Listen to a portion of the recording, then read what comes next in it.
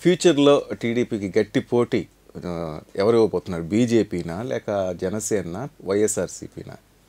అంటే ఆంధ్రప్రదేశ్లో గట్టి పోటీ ఇస్తే వైఎస్ఆర్ కాంగ్రెస్ పార్టీ మాత్రమే ఇవ్వగలుగుతుంది.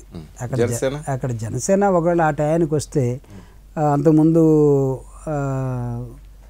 పిఆర్పి వచ్చినట్టుగా ఏమైనా రావటమేమో, కానీ కాంగ్రెస్ పార్టీ రెడ్యూస్ టు 0. తర్వాత కమ్యూనిస్టులు వాళ్ళు ఎలా నిర్ణయం తీసుకుంటారో ఉన్నా కానీ లిమిటెడ్ ఓట్స్.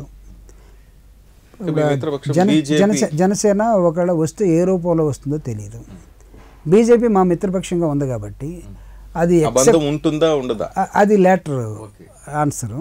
వాళ్ళు మాతో ఉన్నారు కాబట్టి మేము లేకుండా వాళ్ళు ఇండివిజువల్గా నిలబడి అంత ప్రభావితం చేయగలిగినటువంటి క్యాడర్ కానీ లేకపోతే సిస్టమ్ కానీ వాళ్ళకి లేదు.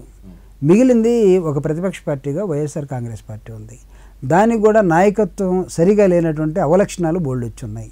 ప్రజలు వాళ్ళ నాయకత్వాన్ని నమ్మలేక ఉన్నటువంటి ఎమ్మెల్యేలు వెళ్ళిపోతున్న నేపథ్యంలో కాస్త కూస్తో లిటిల్ బిట్ ఫైట్ ఇస్తే వాళ్ళు ఇవ్వాలి. వీటన్నిటిని అధిగమించి 80% ఆఫ్ ద పీపుల్ మనసులను గెలవటం కోసం తెలుగుదేశం పార్టీ ఆచరణలో ముందుకెళ్తా ఉంది. కాబట్టి రాబోయే ఎన్నికలు, చంద్రబాబు నాయుడు గారి ఎన్నికలు 1 సైడెడ్ జరుగుతాయి.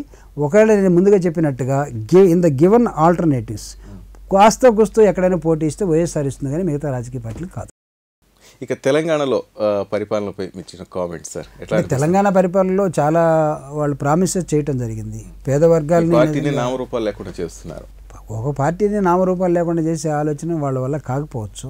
ఈరోజు పార్టీ క్యాడర్ ఉంది తెలుగుదేశం పార్టీకి. లీడర్షిప్ సరిగా అంటే చంద్రబాబు నాయుడు గారు అటు మనసు పెట్టిన తర్వాత లోకేష్ గారు కూడా అక్కడే ఎక్కువ వర్క్ చేస్తున్న నేపథ్యంలో ఇక్కడ ఉన్నట్టు లీడర్షిప్ జనరల్గా ఆనదు జనాలకి. ఎందుకంటే మొత్తం ఇంతకాలం సీఎంగా చంద్రబాబు నాయుడు గారిని చూసినటువంటి ఒక రాజకీయ పార్టీ. సో మిగతా వాళ్ళందరూ కూడా స్మాల్గా కనపడతారు. అయినా సరే కష్టపడుతున్న నేపథ్యంలో తెలుగుదేశం పార్టీ ఇక్కడ ఎదగాలని ఒక రాజకీయ పార్టీ ఏం కోరుకోవాలంటే ఇంకొక రాజకీయ పార్టీ పోటీ ఉండాలని కోరుకోవాలి. నేనేమి మీరు అడిగిన ప్రశ్నకి అసలు ఎవరు లేరని చెప్పలేను కదా. ఆ సాహసం చేయకూడదు అసలు ఎప్పుడు కూడా. డెమోక్రటిక్ సిస్టంలో కార్ల్ మార్క్స్ చెప్పినట్టుగా 100 పువ్వులు వికసించని అనుకోవాలి. అప్పుడు ఒక మంచి సొల్యూషన్ వస్తుంది. అందుకే అంబేద్కర్ గారు చెప్తారు, భారత రాజ్యాంగంలో డెమోక్రటిక్ ప్రిన్సిపల్స్ని మల్టీ పార్టీ సిస్టంలో అన్ని రాజకీయ పార్టీలు కలిపి ప్రజలకి సేవ చేయాలి, సమాజాన్ని నిర్మించాలి. అలా కాకుండా ఒకదాని మీద ఒకటి ఈర్ష్యపడి విమర్శలు చేసుకునే రాజకీయ పార్టీలు సమాజానికి చెడు చేస్తాయి.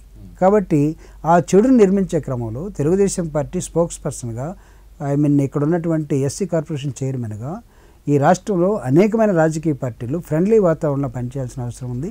ప్రజలకి మెరుగైనటువంటి సేవలు అందించాల్సిన అవసరం ఉంది.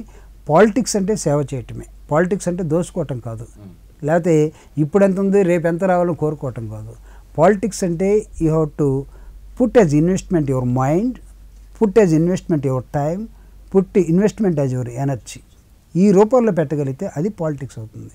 సో దీన్ని మనం రూపాలు మార్చేసాం. పాలిటిక్స్ అంటే ఎంత వీలైతే అంత ఎప్పుడు సంపాదించుకోవాలి. దానికి నేను పర్సనల్గా వ్యతిరేకం. చంద్రబాబు నాయుడు గారి ఆలోచన రాష్ట్రంలో 80% ఆఫ్ ద పీపుల్ వెల్ఫేర్ యాక్టివిటీలోకి, వెల్ఫేర్ స్టేట్ ఆఫ్ మైండ్ కలిగినటువంటి యాక్టివిటీలోకి రావాల్సిన అవసరం ఉంది. అందుకే రాబోయే ఎన్నికలు దాదాపు 1 సైడెడ్గా ప్రజలు తీర్పు ఇవ్వబోతారు.